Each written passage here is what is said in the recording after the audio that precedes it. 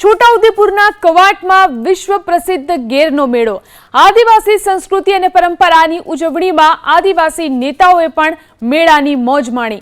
દર વર્ષે હોળીના ત્રીજા દિવસે કવાંટમાં ગેરનો મેળો યોજાય છે।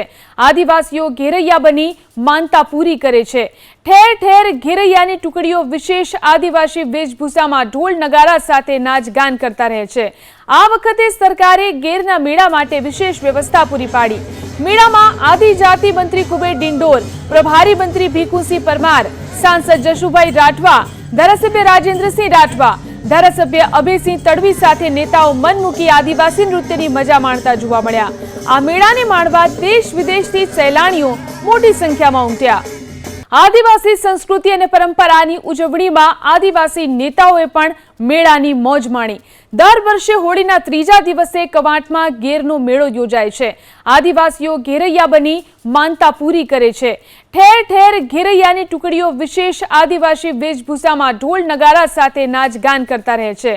આ વખતે સરકારે ગેરના મેળા માટે વિશેષ વ્યવસ્થા પૂરી પાડી। મેળામાં આદિજાતિ મંત્રી કુબેર ડિંડોર, પ્રભારી મંત્રી ભીખુસિંહ પરમાર, સાંસદ જશુભાઈ રાઠવા, ધારાસભ્ય રાજેન્દ્રસિંહ રાઠવા, ધારાસભ્ય અભયસિંહ તડવી સાથે નેતાઓ મન મૂકી આદિવાસી નૃત્યની મજા માણતા જોવા મળ્યા। આ મેળાને માણવા દેશ વિદેશથી સહેલાણીઓ મોટી સંખ્યામાં ઉમટ્યા।